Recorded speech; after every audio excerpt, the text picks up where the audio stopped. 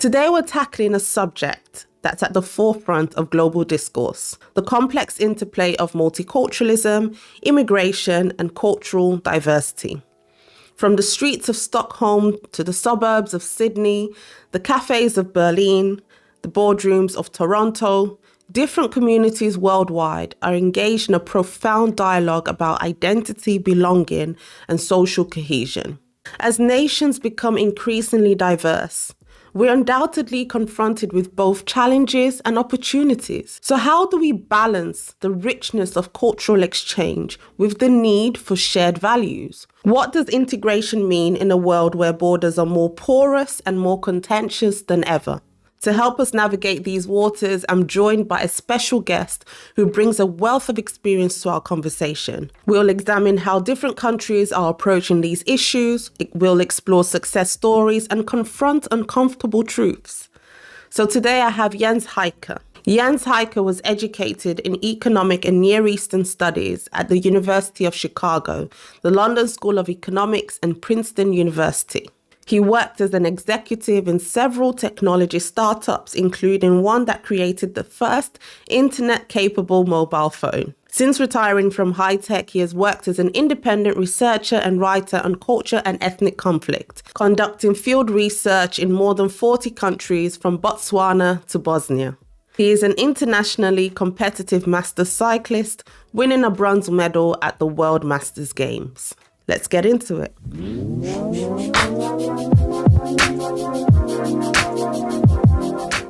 Jens Heycke, thank you for being here and for joining me on EquianoPod. Yeah, thank you for having me. So perhaps we can begin by unpacking the term multiculturalism itself. Could you provide us with some contextual clarity of what this concept actually entails, its historical development, how it relates to or differs from other models of cultural coexistence, such as the melting pot idea?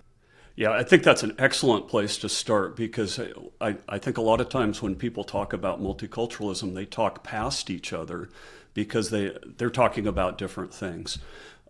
So I distinguish between what you would call a soft multiculturalism, which is really just a synonym for pluralism. It's this idea that you respect and you honor different cultures within a society. You respect people's heritages and you treat them well. You don't discriminate against them because of their heritage. So that's the notion of soft multiculturalism. And a lot of people think that's opposed to the idea of a melting pot, but it's actually very consistent with it. In fact, it's instrumental to it. So I contrast that with what I call a hard multiculturalism. Another term that's often used is multicultural particularism.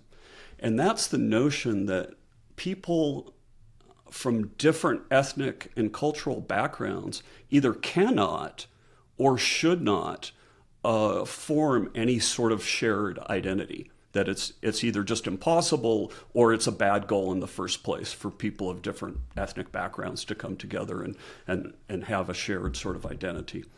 So that is really the polar opposite of the idea of a melting pot, which is precisely that you get people from all different backgrounds and they come together and they share a little bit from this culture, a little bit from that, and they form a sort of a supertribe that doesn't turn its back on people's individual ethnic heritages, but it fosters a sense of shared identity, something that an identity that everybody within the society shares. And I think the melting pot has often been given a bad rap in that people dismiss it as one-way assimilation.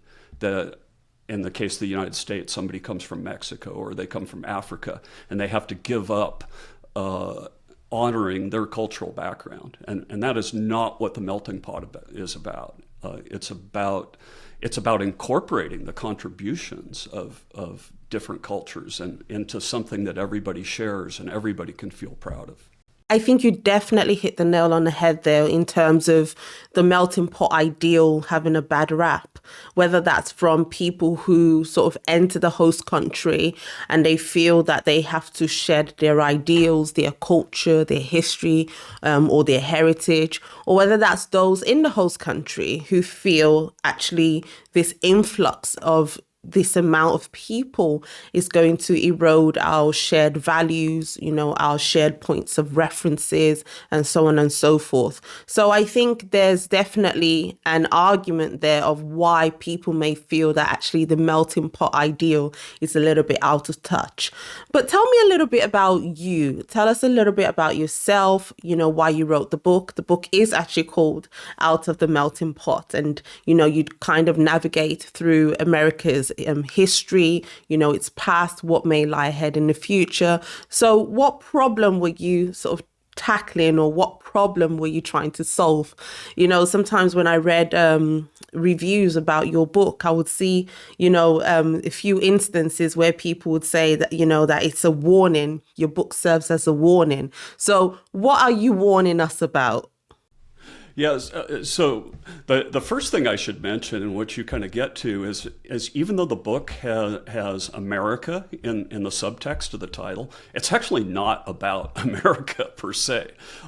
It's certainly a warning to America, but what it really does is it looks at multicultural and melting pot societies through history. And, America is mentioned really only briefly in one chapter. And I would submit that the lessons that this book reveals really apply to most Western societies today, including the UK, certainly the Scandinavian countries, which are seeing record levels of immigration. So this is a problem I've been thinking about for 3 decades. I started out as an academic, a specialist in Near Eastern history and early Islamic history, and Arabic and Turkish were really my specialties. And I went away from that into a high-tech career, but then have come back to it now. And to me, the issue of integrating different ethnic groups in a society, we think of that as being a modern problem that's Europe and the United States are facing today, but it's an issue and a challenge that is as old as history. You can go all the way back to pre-dynastic Egypt, 5,000 years ago, and it's an issue and a challenge that they dealt with back then. So let's go through history and look at all the times that different societies have confronted this issue of integrating different ethnic groups, and let's take a look at what has worked and what hasn't. And it's extremely instructive, and to my knowledge, no one else has ever taken this approach. And I don't want to get too far ahead of myself, but when you start to look at what's happened in some of these countries and the parallels to today, so let's take Rwanda, for example. We see in the U.S. right now school curricula that are very closely matching what was being taught in Rwanda before the genocide. And, so that's the kind of lesson that comes from this book is, let's stop and think. Do we really want to make the same mistakes that they made in Rwanda or that they made in Sri Lanka? So that's really what this book goes to, is it says, we've had experience in the past around the world and in history with multicultural policies, with melting pot policies. Let's examine how that worked. So I want to talk about that famous Teddy Roosevelt hyphenated American speech. I know you're well aware of it. So I'll just read the parts that I want to focus on. There is no room in this country for hyphenated Americanism. The one absolutely certain way of bringing this nation to ruin, of preventing all possibility of its continuing to be a nation at all, would be to permit it to become a tangle of squabbling nationalities. The man who calls himself an American citizen and who yet shows by his actions that he is primarily the citizen of a foreign land plays a thoroughly mischievous part in the life of our body politic. He has no place here, And the sooner he returns to the land to which he feels his real heart allegiance, the better it will be for every good American. So we can swap American for British, Canadian, and so on, right? And I've noticed that we are certainly in a tangle of squabbling nationalities at the moment. You know, we see things like the Palestinian marches, and we see this importation of foreign conflicts. You know, there's been violence in certain communities, such as the Hindu and Muslim sort of clashes that we saw in Leicester, which is in the East Midlands region of England. So how can we... what are the pros and cons of having this sort of hyphenated nationality? Yeah, well, I'd start off by saying that, you know, I think in that particular speech, Teddy Roosevelt probably overrepresented his own viewpoint, because he was a huge supporter of the melting pot. In fact, the play that really coined the term was written by a British-Russian immigrant by the name of Israel Zangwill. It was called The Melting Pot.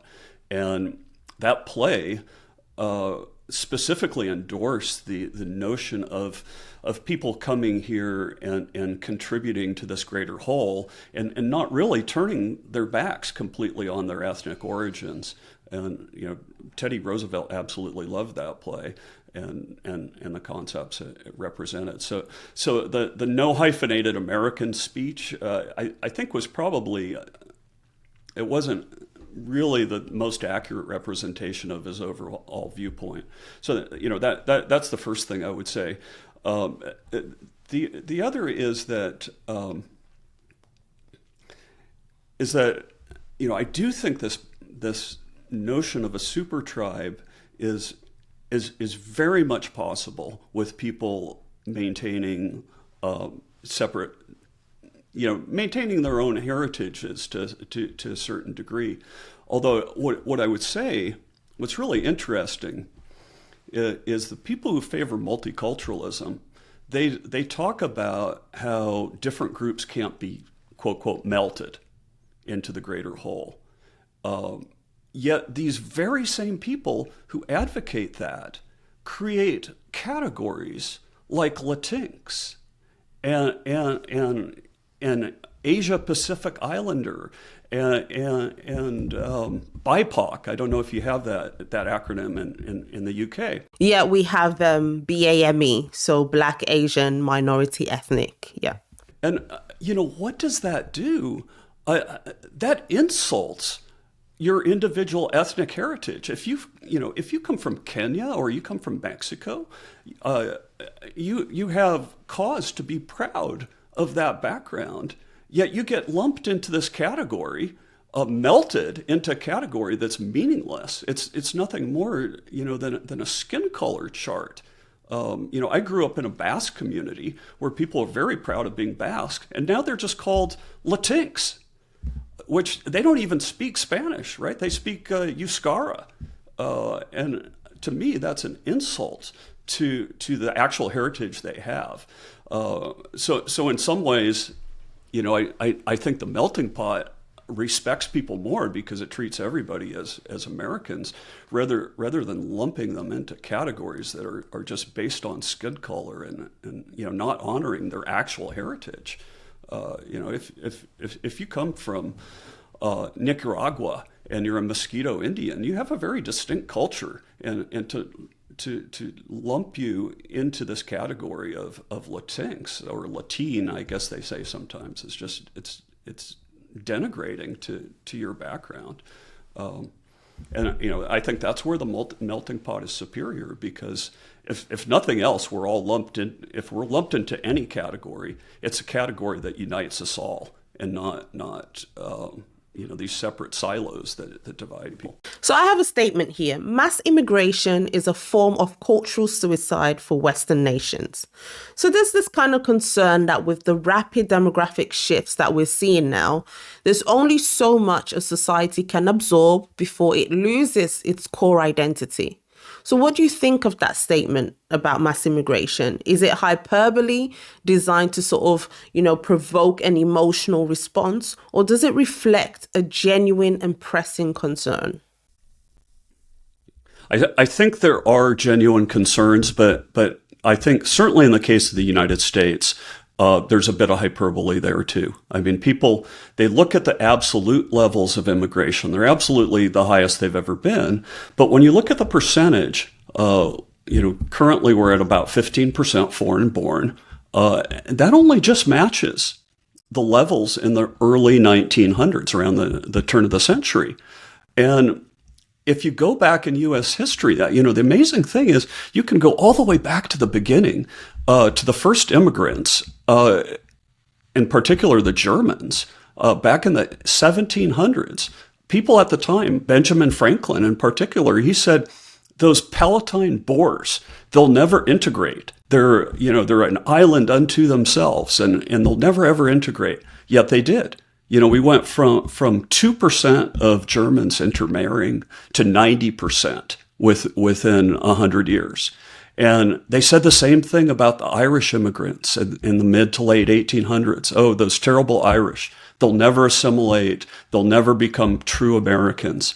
And you can just march through every different group in America, and in every single one of them, that was the claim, that they couldn't integrate, that they couldn't assimilate. And nobody's more American than German Americans, than Irish Americans, than all these other groups that we once said couldn't assimilate.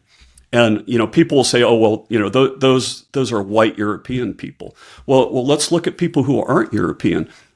The intermarriage rate for Latinos in the United States is 39%. For Asians, it's almost 50%. So people are integrating. And, I will absolutely agree that at some point, there's an inflection point where there's just so many people that can no longer be absorbed. But I think what's more important than the numbers is how you deal with those people who come in.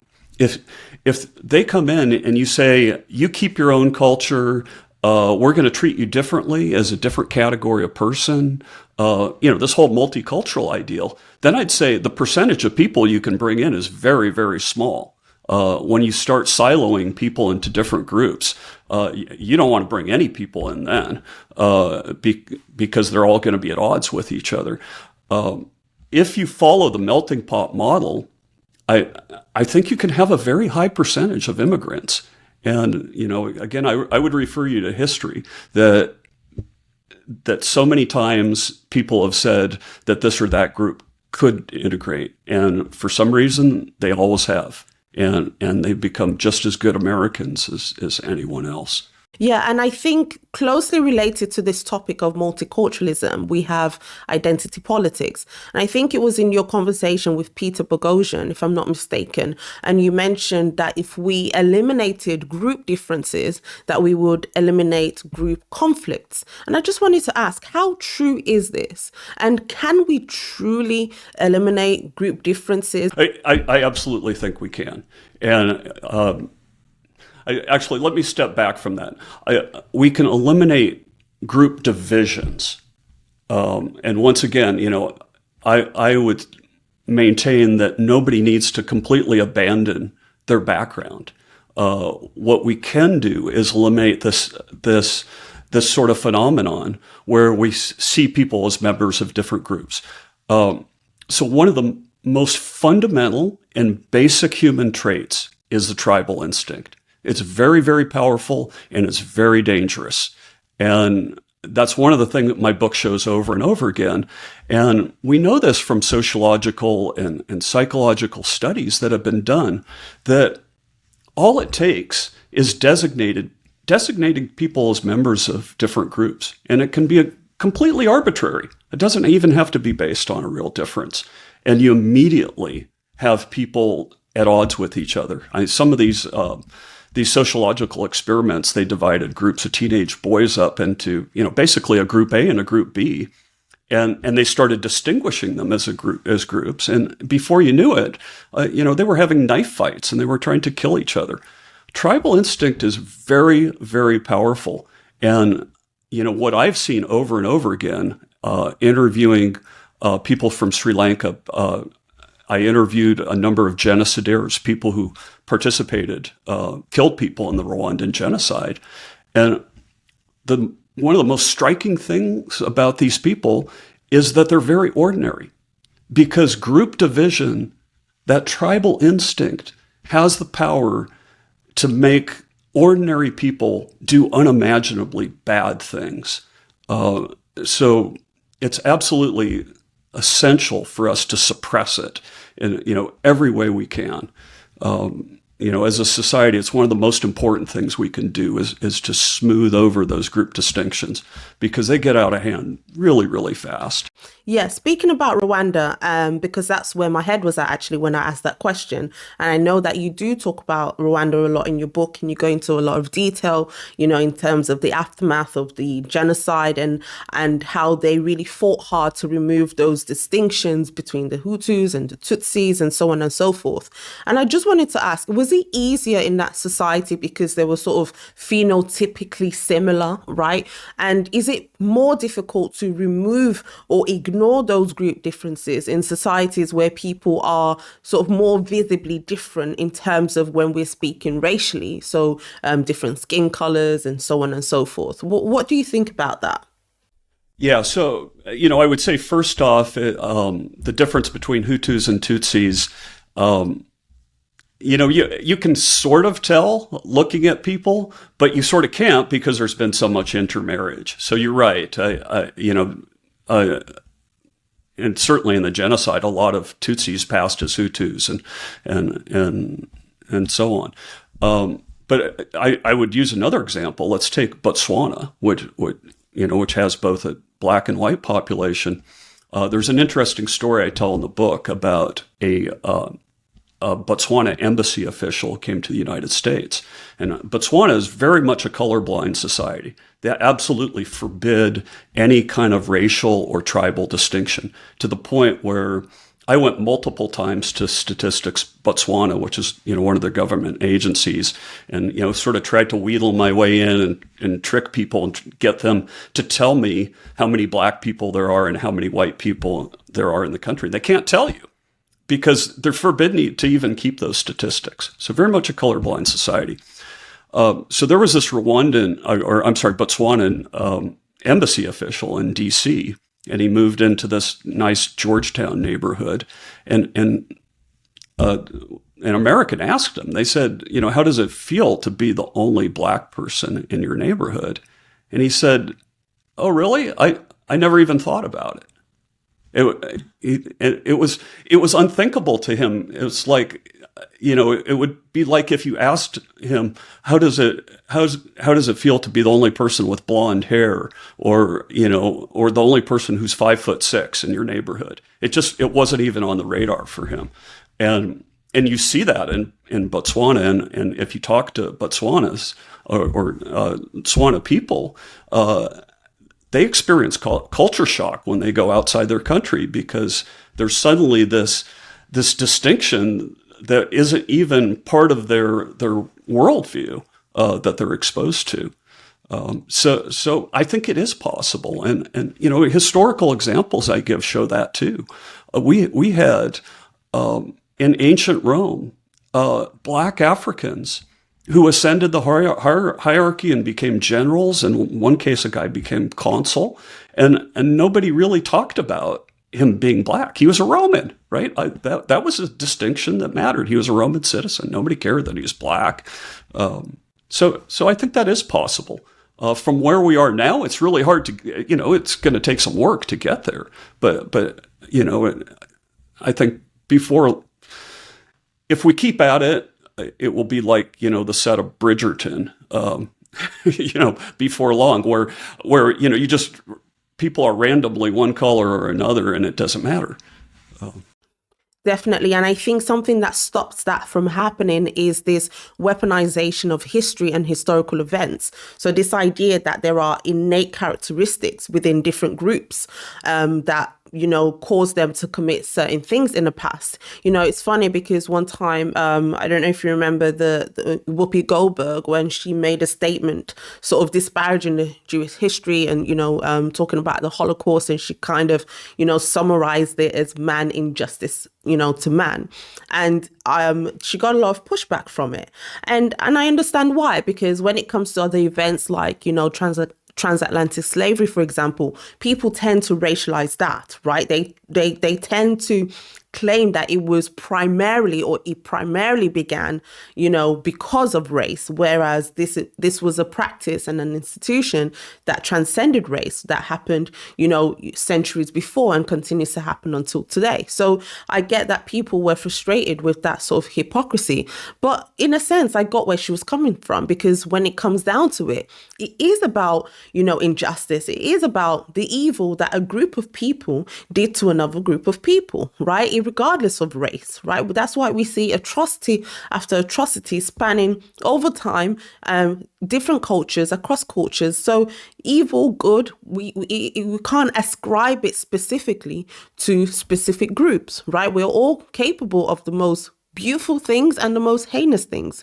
right? So I feel that this weaponization of history, it stops people from actually, it makes people kind of reluctant to assume certain identities, or allow certain identities to be a part of who they are, at least publicly and openly. For example, I remember there was a poll done that a lot of Black British people, right, keeping that hyphenated identity, they didn't want to assume to be full British, right, because they felt that that was them giving over to evil, because they ascribe sort of the British history to evil. So they feel that they are actually doing a disservice to their own personal history, and so on and so forth. Whereas there's a way to probably, combine the two and make it all one.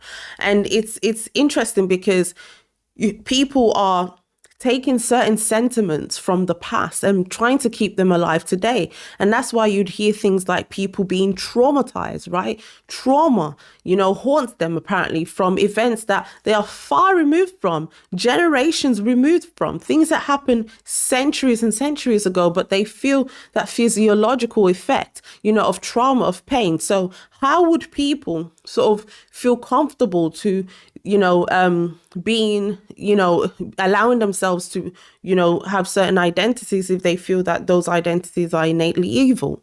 One of the big barriers to it is the notion of multiculturalism. And because what it really comes down to is ethnic and racial essentialism. That is that your destiny and who you are is defined by the group that you were born into. And, there's an interesting, it's a horseshoe effect where the two extremes come around together. That, on the one hand, you've got multiculturalism that says that you're defined. The most important trait about you is the color of your skin and the ethnic group that you were born into, and that different groups can't coalesce and come together. Each group is in its own little silo. And, who else believes that? I'll tell you who believes that. The white nationalists do, right? They're racial essentialists too. And they believe that each culture should be siloed separately. It's the same belief. And that's what keeps people apart is when you keep on emphasizing that distinction. A distinction between people who had no role in each other's oppression, or like you said, generations removed. And, we can keep on going at that.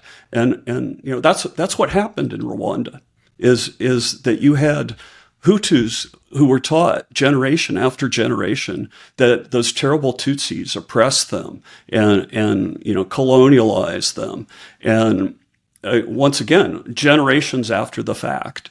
And what did that breed? It bred terrible distrust between the groups. And, the most important thing we can do is not forget that there was racism in the past. I'm not for that. But essentializing people according to those categories and saying that you're a victim and you've inherited this victim status from people, 250 years ago. That doesn't help anyone. That's the path of Rwanda. That's the path of the former Yugoslavia. And we don't want to go down that path.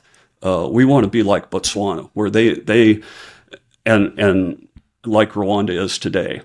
And and Rwanda in particular, they had a genocide 30 years ago, yet they said, we're going to stop in making this distinction because no good lies in harping on,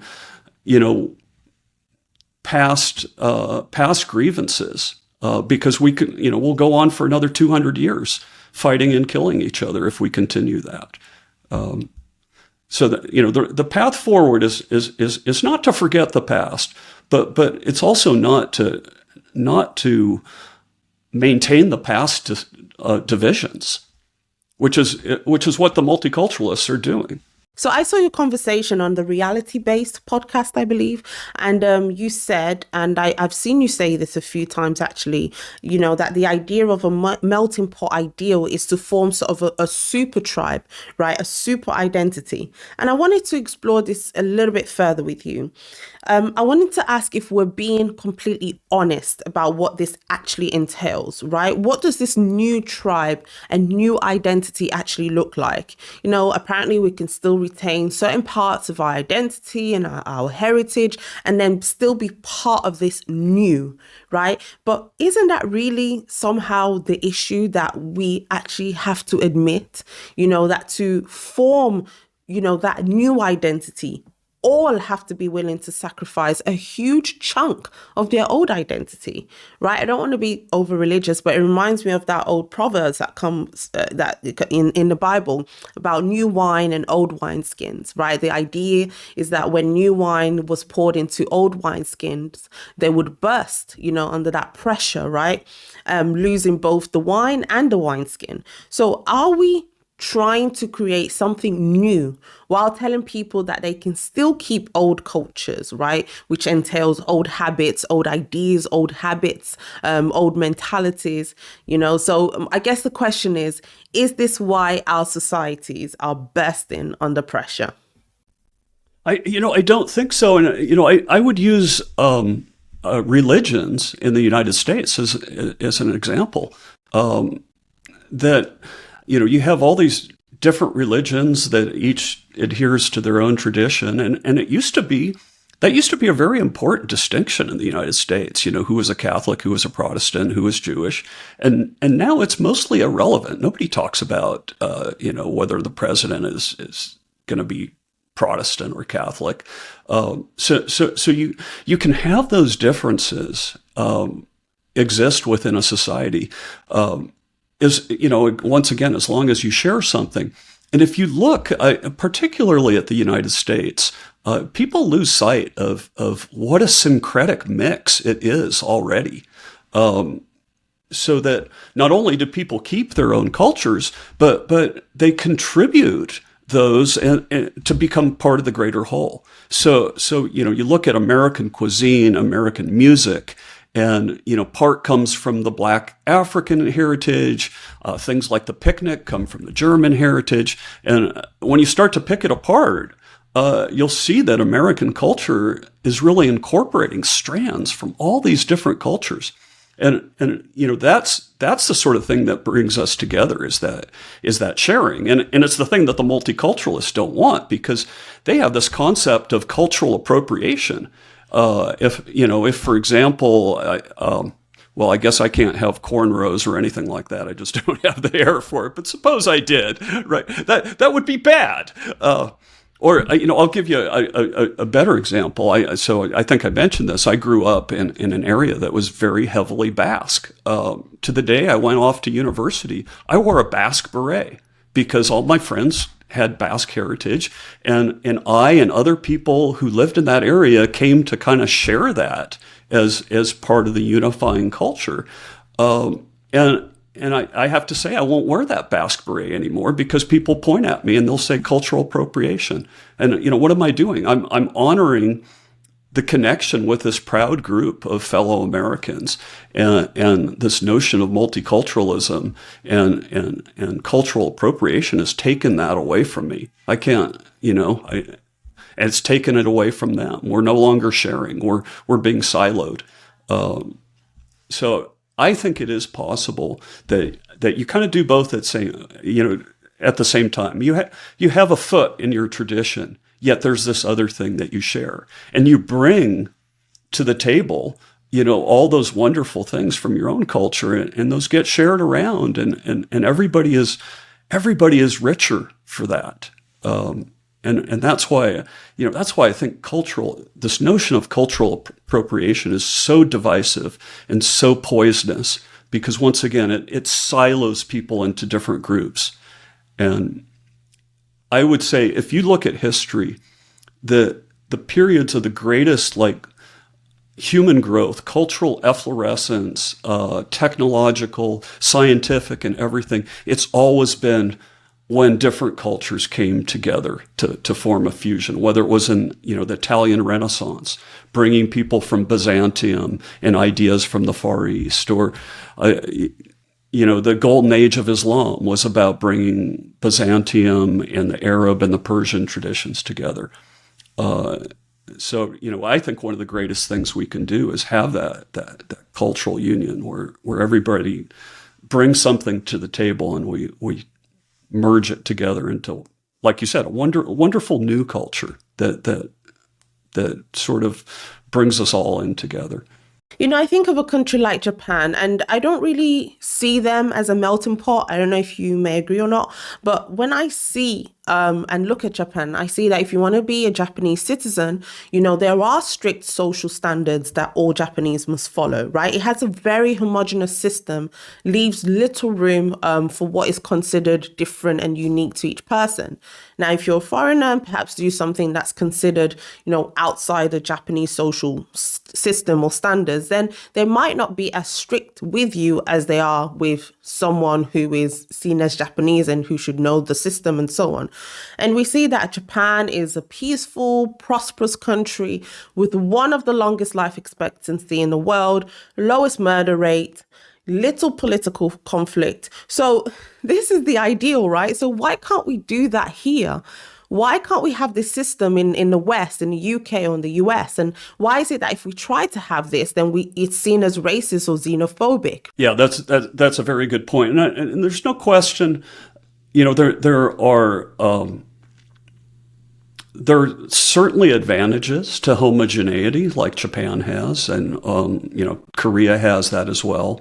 I was just going through studies on transparency, levels of corruption in different societies, and they correlate very, very strongly with the level of ethnic diversity. Right, so the most homogeneous countries in the world, places like Japan, for example, and up until fairly recently, Denmark, are frankly the most honest places, the places with the highest levels of social trust, and so on. And you go down the line to the most diverse countries, and those generally are the most corrupt and the ones with the highest levels of or the lowest levels of social trust. A sociologist in the United States, Robert Putnam, did a big study on this within the United States, finding that the most diverse communities by far had the lowest levels of what he called social capital, the lowest levels of civic participation, the lowest levels of social trust. So that is absolutely the flip side of homogeneity. It does have a certain, it does have those advantages. And that to me is why it is important to form a unified culture. But to get to your original point, I do think no matter what the country is, there has to be a certain sort of respect from the people coming in for the traditions that were already there. You absolutely come in, you contribute what you have, but you don't run roughshod over the existing culture and say, okay, British culture is worthless. I want this to look like Pakistan, or I want this to look like India. I think it's fair for countries like the UK and the United States to say, no, the reason you came here, the reason this country is attractive to you to come here is because of what we already had. So no, you can't say, let's, discard what you already had. That's ridiculous and self-defeating.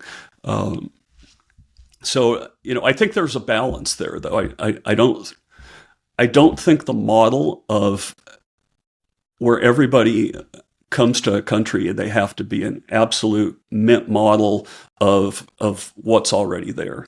I think they can still contribute, but also follow the local customs.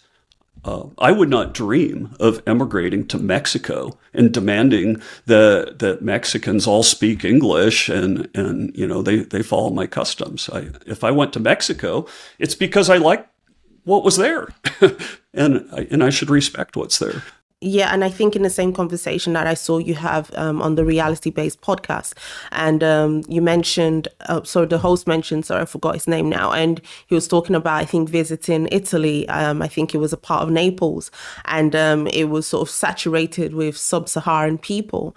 And, it's not that he had a problem with sub-Saharan people, it's just that he felt that that area lost its authenticity, and again, no problem with sub-Saharan Africa, just as if he would go to sort of Nigeria or Ghana, and he wouldn't perhaps want to see the place saturated with Eastern Europeans, because it has a different culture that it brings with it, a different dynamic.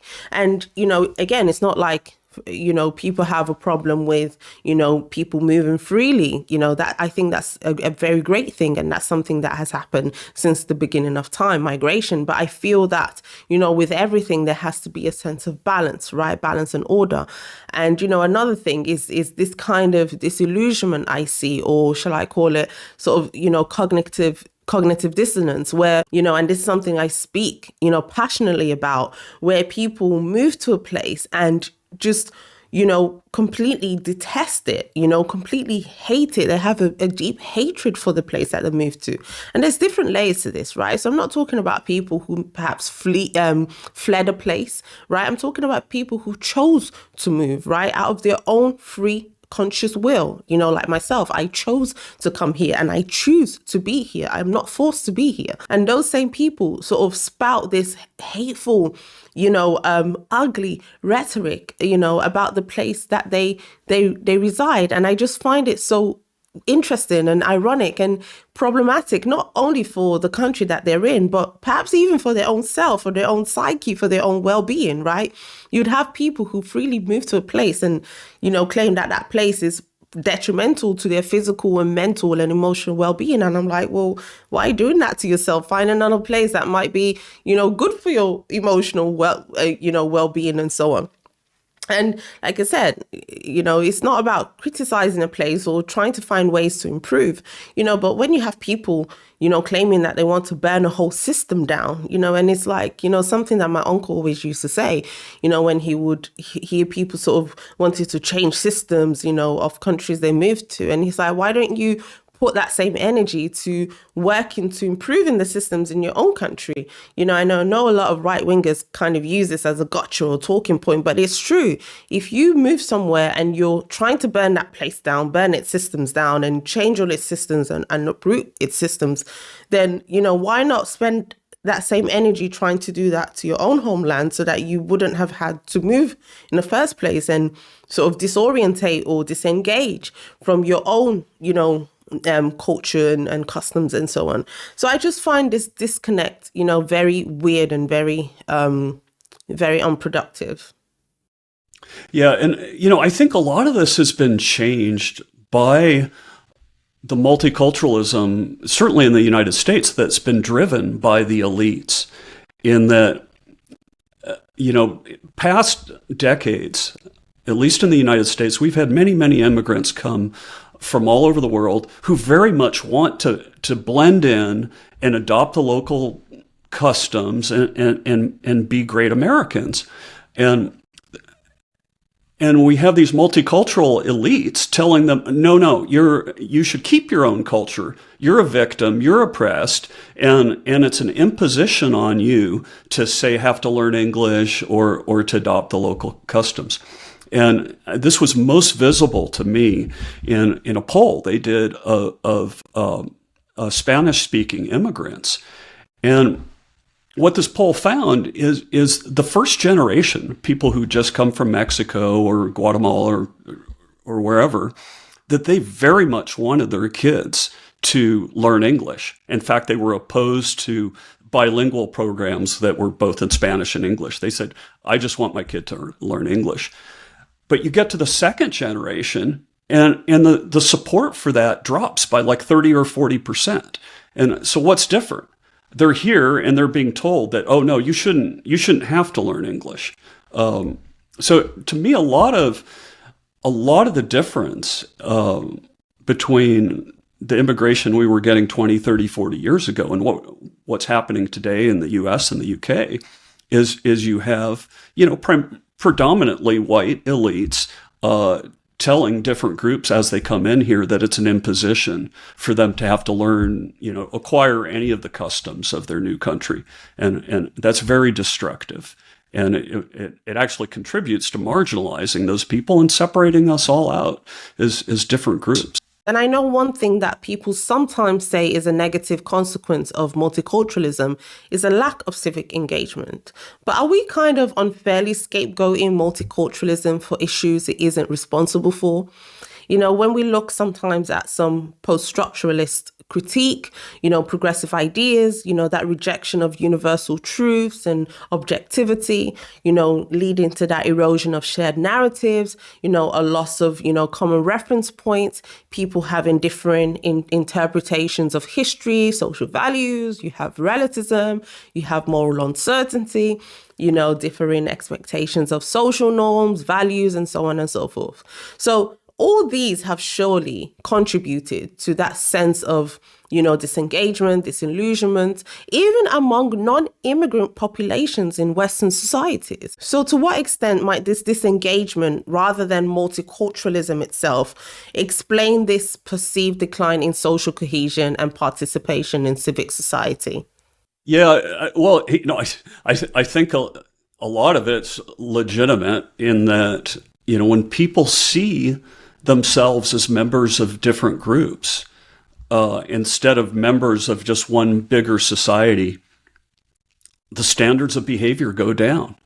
If I'm an immigrant from such and such an area and I see a pretty woman from another group, I don't feel bound by the same standards within my own culture, so I'll catcall. Not me personally, I'm just speaking generally. But one of the things that upholds good behavior is a sense that we're all one group, and it absolutely is problematic that and it's one of the things my book talks about from the get-go is that tribal instinct. Just we have to constantly suppress it. Because once we get past all the racial and ethnic heritage differences, we come up with stuff that's completely random. I give this example in the book of ancient Byzantium. It was divided into two groups, blues and greens. And these categories crossed racial and even family ties. So within a family, some members might be blues and the others might be greens. What were the blues and greens? They were supporters of the two different horse racing teams, the chariot racing teams in Byzantium. And it blew up because the government actually gave that distinction an official status. And then it actually had an affirmative action program that favored the blues over the greens. And you know what happened? They had a riot that killed 30,000 people, all over chariot races. So that tribalism, it's ready to bubble up at any time, and skin color distinctions are an easy cleavage line because they're readily discernible. But it can go along all kinds of other lines as well, and that's why the goal of a government that has groups coming from all over the world. They have to focus relentlessly on smoothing over those group distinctions and eliminating them or making them unimportant because they will so readily turn into really dangerous rifts.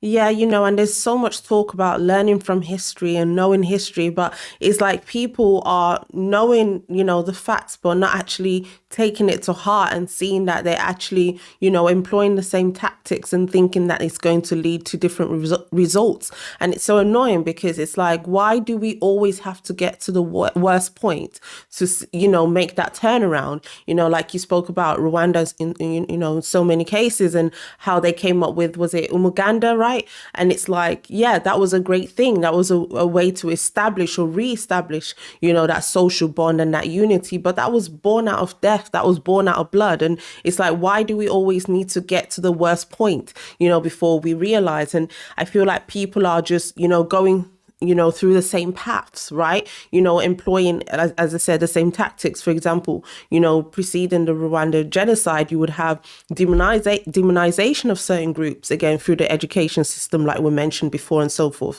earlier, sorry. And it's like people are doing the same today, demonizing certain groups, using the education system to sort of brainwash, people and, sort of indoctrinate, children and young people, in terms, in hating themselves and hating other people and being ashamed and having this sense of guilt and so on. And it's like, why do we think that works? It has never worked before.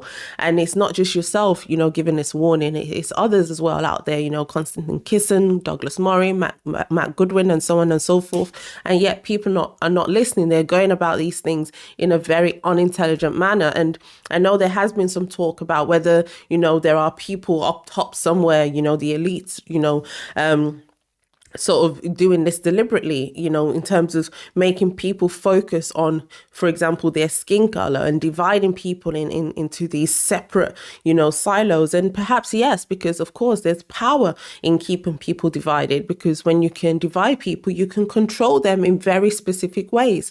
And I do feel that, it is a shame and it is frustrating that no matter how much people, claim and shout and cry that we need to learn from the past and learn from history, it seems like we're not learning the right lessons that we need to be learning. It's not even it's not even just the demonization of previous groups. It's the mere act of distinguishing. And I'll give you an example. One of the things they did in former Yugoslavia, actually they still have this in Bosnia today, which is horribly divisive. When the Bosniak and Croat kids go to school, they have what they call two schools under one roof. So the Croat kids go in one door and the Bosniaks go in the other doors. And they have separate curricula. They go out to the playground for their lunch recess, and there's a fence down the middle. Croats on one side, Bosniaks on the other. And you say, that's absurd. Well, what are we doing in American schools, right? When my son started at university, they had a separate ceremony for Black students, for Hispanic students, for white students. When they graduated, separate ceremonies, Black, white. They had 7 different separate ceremonies. We have a school in the Chicago area that has a separate algebra and calculus courses for Black and Hispanic kids. Can you imagine that? I mean, this is something that, when we had the famous Brown versus Board of Education ruling, Justice Earl Warren said, the mere act of separating out young Black kids will have an irreparable effect on the rest of their lives. And that's what we're doing today. We're separating out Black and white kids. We're resegregating.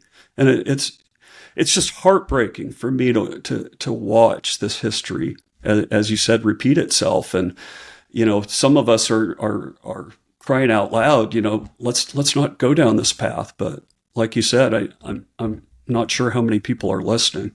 So Jens Heycke, thank you so much for your time, for really going through, exploring this topic with myself. So please tell us where we can find you. What are you up to nowadays? Just let us know. Oh, yeah. So my book is published by Encounter Books. You can get it on Amazon or any of the online sellers. I do have a Substack that's under my name, and I just kind of throw out articles there periodically. And one of the things I'm actually working on another book, which is really, this book kind of focused on what we've done wrong and or what's been done wrong in the past, and the current one's going to focus on ideas like Uganda, like the roads projects in Yugoslavia, the idea of national service and that sort of program that will actually bring people of different backgrounds together and kind of make them part of one big team. So I'm really enjoying that because the message there is optimistic and forward-looking. It's important to review the past, all the stuff about genocides and so on, but it kind of brings you down. So I'm enjoying this new venture a lot. It's been a pleasure. Such a challenging, thought-provoking, eye-opening conversation, and very relevant, very timely. So thank you so much for your time today. Yes, thank you. If you'd like to know more about the Equiano Project, then you can check out our website. And if you do know us and you know the work we do, but you'd like to support, then once again, head over to the EquianoProject.com/donate. All the links will be in the description also. Thank you so much for watching. If you enjoy our videos, why not leave a like and hit the subscribe and notification bell